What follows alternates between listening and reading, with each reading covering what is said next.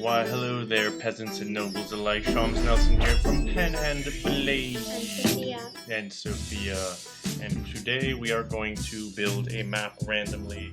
And the city is called, we're using the RRG, the original, or the one we have. We're trying to work on a new one at philcom.dev/RRG if you want to check it out. And if you want a newer version, then bug Phil in the comments. And this town will be randomly called Cliffs Brush. Is that? Oh no! Wait, no, that's not what it is. It could be Cliffs Brush. Oh wait, I used the wrong button. It will be Freeguard. It says guard free, but Freeguard is Freeguard sounds pretty epic. It doesn't give you too much, but what does that mean to you that this town is called Freeguard? Does it bring any world building ideas to you? There's something very majestic about it. I mean, to me, it's like the military of some other, like, country left that country. Maybe they were oppressive, or, you know, like there was a reason, and they freed themselves from that other country, and they've started their own town. They're the Freeguard, and so the town's named after them. Yeah. So it's like most of the people in this town are like warriors, and they have like pretty decent armor and stuff. And their ancestors were the ones who went through this, so they're very bonded by that time. And you know what I'm thinking?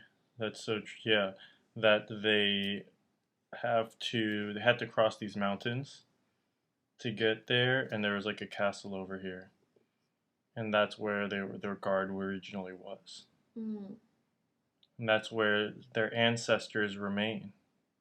So maybe there's like a plot line or something where they have to go back, or they want to go back and take this place, take it over again. So what is there at the moment? What is there at the moment? Let's randomly generate that. The town is called Ice Sage. Whoa. That's Castle Ice Sage. That's epic. That is epic. That's epic. Okay, cool. So in Castle Ice Sage, there's obviously some kind of like ice sorcerers, right? Like ice wizards. Something's been frozen over since that time. Oh, wow. Something's been frozen over. Something really important has been frozen over, and there's like some curse or something that needs to be lifted, and the town kind of used to rely on this thing a lot. Wait, so are you saying, like, they left because the thing got frozen over? Maybe the good king. Maybe there was, like, a good king and it was a prosperous place. I'm going to write this down. Castle Ice Sage. And then this evil ice wizard, the Ice Sage himself, an old, you know, grumpy old ice wizard, froze him in a block of magic ice. So he's still alive. Hello. Except, you know, they can't get to him. I don't know why. Why didn't he just kill him though? Why would he? Oh, because he's got such a big ego, so he puts him on on display to show other people not to mess with you. You know what it is? Mess with him. You know what it is? The king, the good king has a staff, and this staff is this magic staff which allows a very strong kind of connection with nature. Basically, that you are able to control certain things in nature that can grow at certain times of the year, or animals behave in certain ways, like and the good king, obviously, because he has that good heart and the good nature, had that kind of power. But basically, this ice wizard wanted that power for himself.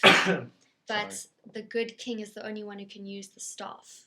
So what he did in that moment was he just froze the king with the staff. He froze the king with his staff. So he's been working on a plan ever since, trying to come up with some way that he can gain control of the staff. But in the meantime, he's been guarding this castle with the frozen king and not letting anyone come in and try to rescue him. Okay, so what the staff does, that's so cool. What the staff does is it maintains this magic lush forest. Yes, exactly. That's way up here in the mountains. So if that staff loses its power, then you'll just end up in these like desolate, frosty mountains, and no one could live in Castle Ice Age. But as long as the staff exists, the forest will, will bear fruits, and everyone will be able to live in this beautiful region. Yes. But he can't control it. Like he can't use the power himself. So he hasn't figured that out yet. So he's keeping the king alive, and the staff and the king are frozen in this giant ice block. Yes. And he's renamed the castle Ice Age. And then the Freeguard, the ones loyal to the king, fled and started their own town over here. And so they have, plans to go back to Castle Ice Age. They've been working on that for generations. Exactly. For generations? Yeah. Shouldn't it be the same generation? I guess it depends on where you are in the timeline. Well, I guess, I don't know. We were How kind of old is this speaking Ice about Age? their descendants, this has been something that ties the whole town together. I don't know. Unless the Ice Age is like hundreds of years old, which I guess it could be, and so could the king. So let's go with that. So the Freeguard, the original Freeguard, trained their children. Yes. And each generation they keep their warrior skills up because that's how they roll in Freeguard. So, all right. So we've got that, and then let's see. What do we want to do? Should we put something south, west, or east or north of Freeguard now? I'm thinking something. What if there's a river? There's a river that runs between the town and the castle, that any time anyone from the town has tried to cross it, the wizard does something with the water because he's the ice. Oh so my goodness. He's frozen. Anyone who tries to cross that river there's a super powerful ice elemental, like water ice elemental that lives in the river. Yes, that the wizard put there. And you know what? I don't know. Should there be a bridge? Who would have built this bridge? Maybe Freeguard. Yeah, there is probably like a trail coming from. Yeah. Or maybe not. They were. Well, I mean, who would have built this? No, there's no bridge. There's no bridge. But it's just anyone who has tried to cross. Anyone who tries to cross the river. The castle has been frozen. Okay. And so, a lot of the ancestors, the original gods, remain frozen. Oh my gosh! And once the king is saved or defrosted or whatever, they will all be So once, like, if you walk like right here, you just see like all these frozen warriors along and like in the shallows of the river.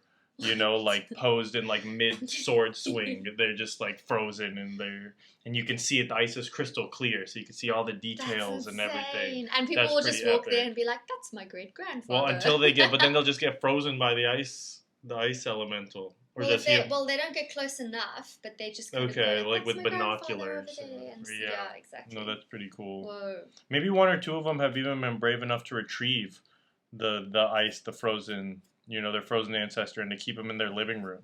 And they brought it back in a wagon. Yeah, it's magical ice. Yeah, that's the thing. You can't just melt it by. It's an ice. The ice age has that power. Okay, no, that's super cool. So yeah, you guys beware. Pretty crazy. All right, this is epic. I mean, imagine you got a D&D party and you got to go destroy the ice age. The first thing you got to do is face this elemental and then go through the forest.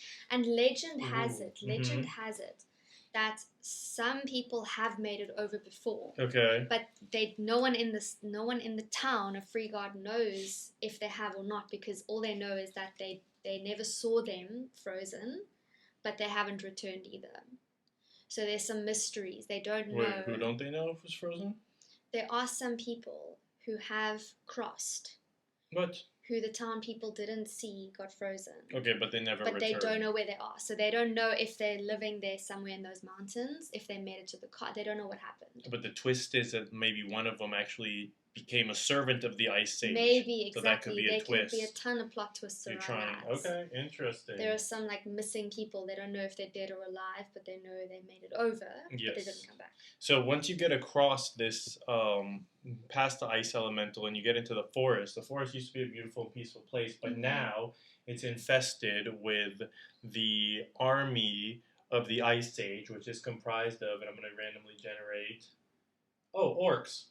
All right, sure. Fair enough. That's fair enough. So he's got him and his army of orcs have invaded the Castle Ice Age, and now there's, these, they're an issue. So okay, so let's build something. Where do you want to go? North, west, south? What are you thinking? Let's go west. West. So in the west, there are the corn dwarf forests. The corn dwarf forest is over here to the west, I did not see that coming. You didn't see it coming? I thought that was kind of obvious. Okay, well, I'm going to draw the forest nicely later, but I'll just kind of outline it here. So neighboring Freeguard, there's the corn dwarf forest, and these are agricultural dwarves, who grow corn, right? Fair enough. And it's interesting because it's in the forest. So there's a special, like, how do you grow corn? Oh, I'll make it one word to make it more fancy. How do you grow corn in a forest? It's interesting, forest dwarves too. There's a lot of intrigue happening here. Especially corn dwarves. I think that there is some kind of connection between these corn dwarves and that magic staff that the king has. That there's some kind of they were obviously servants of this king. The corn dwarves. Yeah. Because they are agricultural and they live in the forest, they have this kind of. Okay, so they were like the laborers of Castle Ice Age. They were the ones who grew stuff in the forest, corn being one of the staples, forest corn. It's a special type of corn that grows very well in the forest. And so the dwarves and the humans lived in Castle Ice Age before it was called that. Yes. And lived in harmony. And then when they left, the Freeguard, the dwarves were like, well, you know what? We're dwarves. We're happy to just move into a new forest. They're just carrying on with the corn. With their life. They just abandoned that. They're fine. They don't care about the... But they are actually also still hoping and waiting for the king to come back.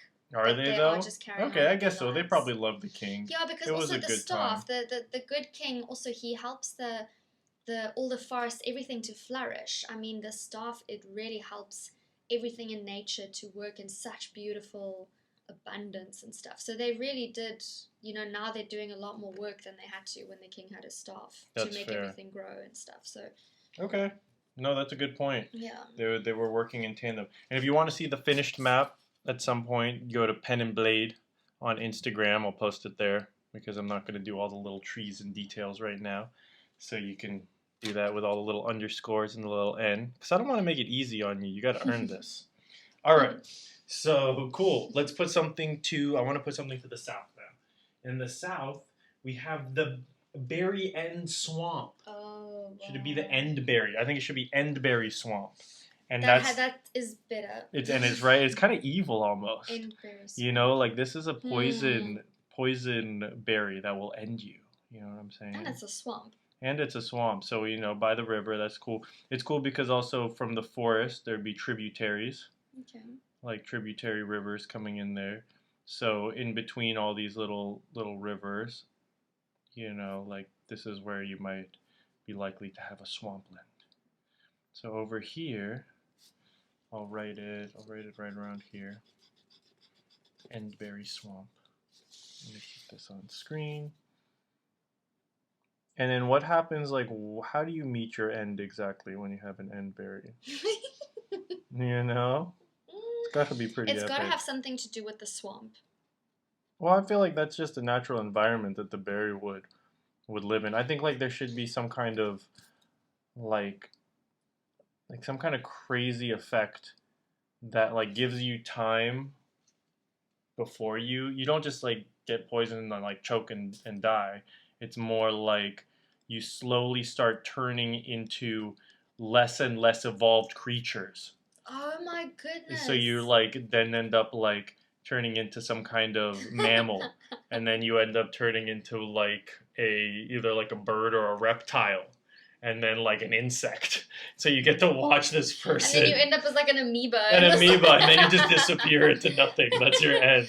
But you retain your sentience throughout. So like, that actually, in a weird way, that actually doesn't sound like the worst way to go, because mean, you're not even aware that it's happening, I guess, because your that's why level of consciousness just diminishes. no. without I you think even you keep your level of consciousness. Oh, wow. So you're fully aware as a human that this is happening to you, and you get to experience the world as an amoeba, like first person perspective of an amoeba, but like with the brain of the human or the person that you were before. Just with like fewer and fewer like abilities, I Yeah. guess, as you go. So, but like, so you couldn't communicate when you turn into a creature, but if you have like a druid in your party or someone who can like speak with animals, cast a spell like that, then they could talk to you, and you'd have like a.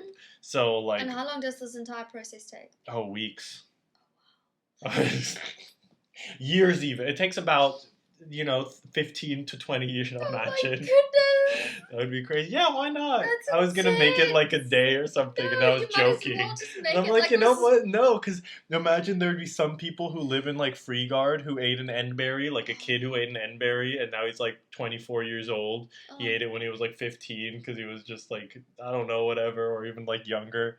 And he's like, there's like an iguana in this person's house, and it's not their pet iguana, it's their son. It's their son, who's been slowly like turning, like devolving for like 10 years. Really depressing. But maybe then they'll have like a, they can have dinner with him, like they can still have a normal relationship.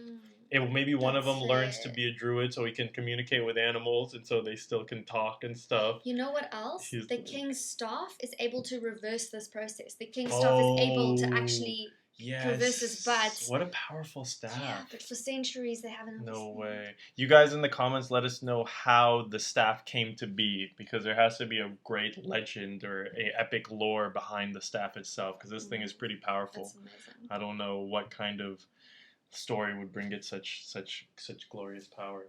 Okay, that's pretty cool. I like this endberry. That's scary though.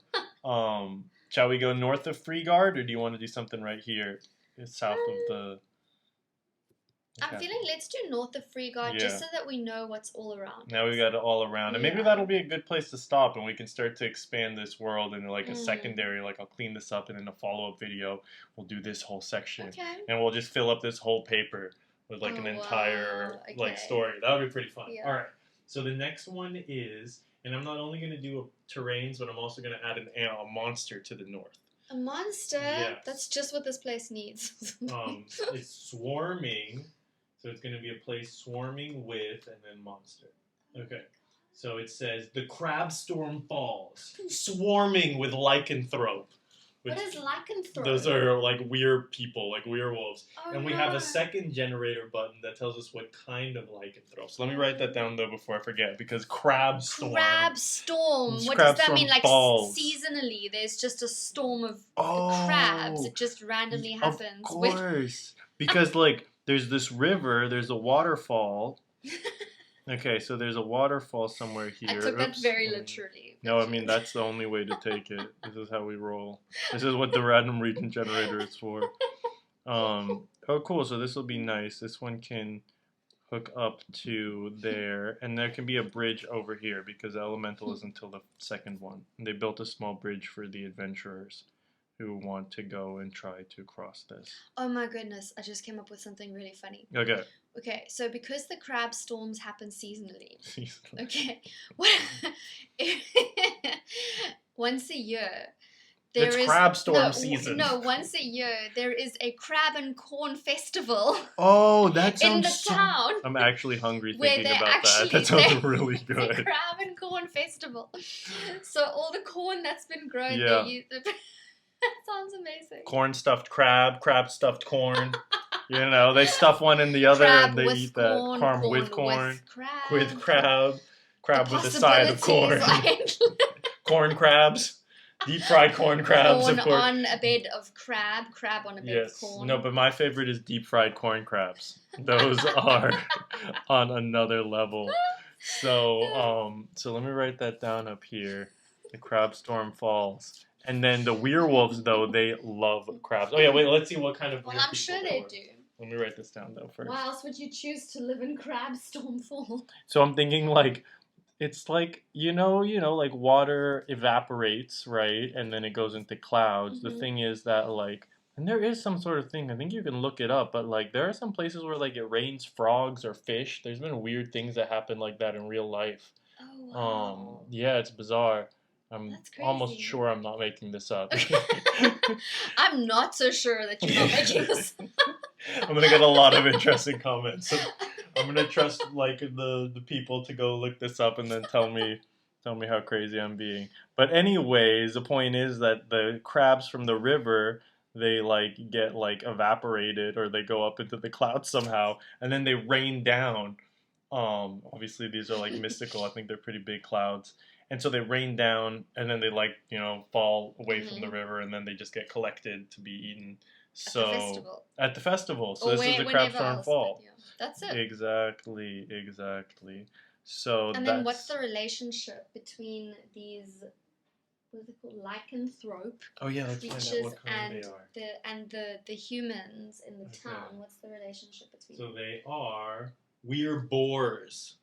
what is Like a weir wolf is a Okay, wolf, so like with a a boar. boar Oh, is like wow. a boar. that's wow, So that's they're a fantastic half boar combination. creatures. Whoa.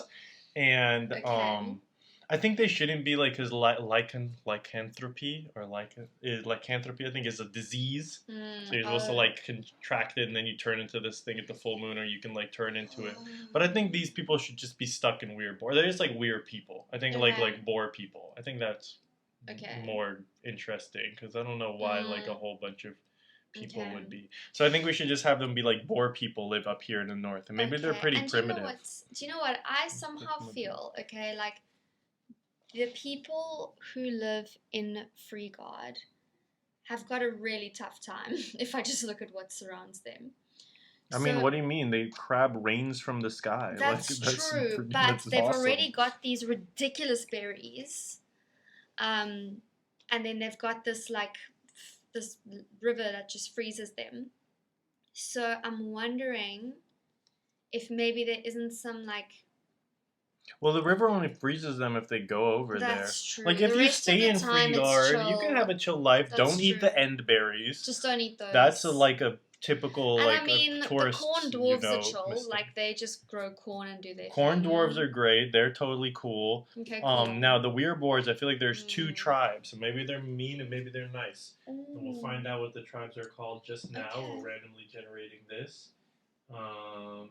Yes. Oh, and you know what? We'll name the tribe who are the blank blank tribe, and it says who are an amount and a quality or a personality. Personality, yeah. So we'll kind of get an idea.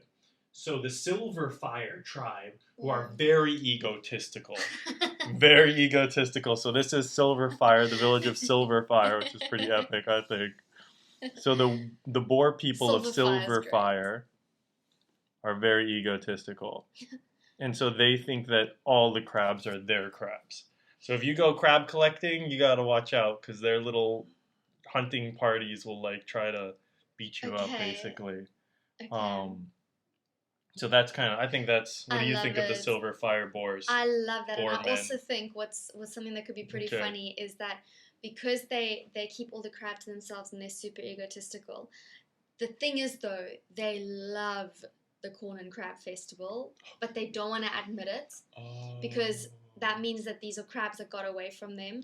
So sometimes they try to come up with like really sneaky ways to get good stuff from the festival. Oh, that's why they're lycanthropes, because they're actually the opposite. They're stuck in their boar form, their human boar form, but like can they turn into humans sometimes under certain circumstances, and then so that they can sneak into town? Maybe that's what I'm thinking. So they find these like really sneaky and hilarious ways to try and, because they love the corn. They love all the stuff. I mean, who doesn't like deep fried corn crab? I mean, you know, what kind of maniac would not want a deep fried corn crab right now? So they can kind of cause some chaos at that festival sometimes. Absolutely. Okay. No, I think that there's like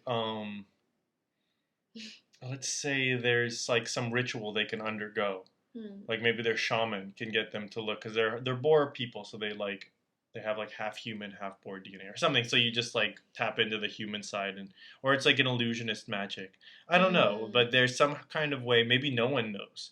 exactly how they disguise themselves as humans, but they have a way. Okay. And so if you meet a stranger, Mhm. you're always going to be like, if you're a local of Freeguard, you'll be like, okay, this is probably a Yeah. boar Because man. they're so primitive, A so silver fire. I think the Yeah. giveaway is the fact that they're so primitive and Yeah. the way they eat crabs, Yeah. they just eat the shell, they eat the whole thing, and they just kind of They have to go remember nuts. and focus And really then they hard. constantly to not- remind each other to Yeah. stop being so savage. Because the people from Freeguard are like very refined. Yeah, they try to keep their and they have their little civilized ways. their little tools to crush the shell, and they're Yeah. very civilized about it. Yeah. So And they just have this wild look in their eyes. and so it's pretty funny whenever the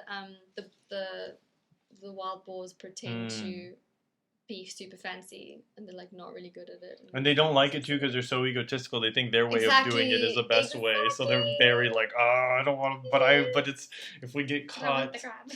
I don't know. Why don't Freeguard people want the boar? Well, because they kind of are like, because they always like try to steal their crabs. Like when you'll go, they'll let you collect all the crabs, but then when you're on your way home to Freeguard, they'll just come and take them from you. Mm-hmm. You know, they'll steal what you've collected, so they don't have to collect it themselves. So Yes, they're not like they're not And friendly with each other. Yeah, and they're basically like they're pretty like embarrassed about the crabs that they get away. got away. Yeah. So that's why they come to the festival and Okay. like I don't know. No, that does make perfect sense. I It mean, does make perfect what here sense. doesn't?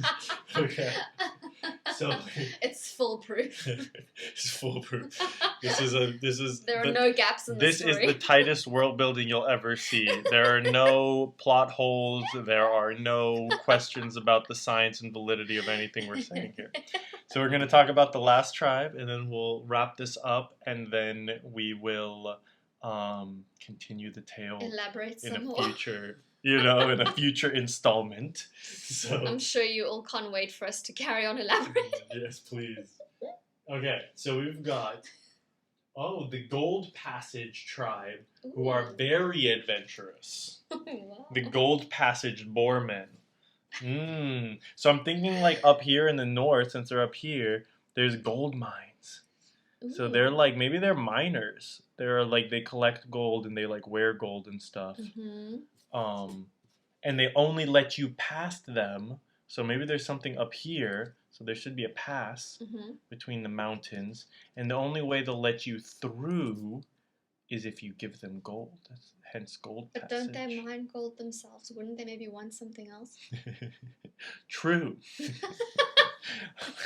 That was a test to see if you could spot a plot hole in my world building, and exactly what I expected, no less from my apprentice world builder here. Yes, very good job, Padawan. You passed the test.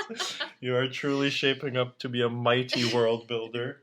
You know, I know you've invested a lot in this mentorship program, A lot. so it's paying off clearly. Gold Passage. Good to know. So why don't you give me the correct meaning and understanding of the Gold Passage Boar tribe? Ooh, okay. What if they don't let you pass unless you bring them some of those crazy berries? Because it's basically, okay, so it's very dangerous to pick those berries or to even touch them, let alone eat them. Okay. And they often get like pirates and thieves trying to steal their gold, and so they want to use those berries to protect the gold. Pirates, land pirates. Land pirates. Land pirates. We'll talk about that in the next installment. We'll keep elaborating. Actually, don't you we're worry. gonna. I think this will be tentatively. Actually, yeah, this is great. The Land Pirates North. The land pirates. And there's flawless world building. That's flawless. The Land Pirates North. So Okay. we'll expand on this region in the next episode. But for now, go on. Okay, so whoever tries to steal their berry, Their the gold. gold, Yeah. and so they basically use these berries to protect the gold, but they don't like to Like take they'll the force risk. people to eat them if they catch it. It's like that's No, like because the apparently horrible if end. it just touches you, it touches your skin. No. Yeah. Really? Yes. Does it have to get in your bloodstream or just touch your skin anywhere? Yes, touch your skin anyway. No Didn't way. You know If you this? rub up against Basically, so That's the terrible. amount of exposure basically depends on how quickly this is going to happen. Oh. So and if the you less eat exposure, it's the slower. Exactly. So some people, if you get a little bit exposure, you might want to just eat a handful and just. You might as well just if you do don't it. want to be every creature. You might as well just do it. So basically, these berries are part of their way to protect their gold, but they don't want to travel with them because it's very risky. Yeah. So they basically say to anyone coming from there, you can't pass unless you bring some of these. Some end berries. Some end berries. Wow. That's so intense. Okay. I think we have. There you have it. Has this whole thing? It's fine if it's skewed, right, guys? Right? I was like, should it have been like this the whole time?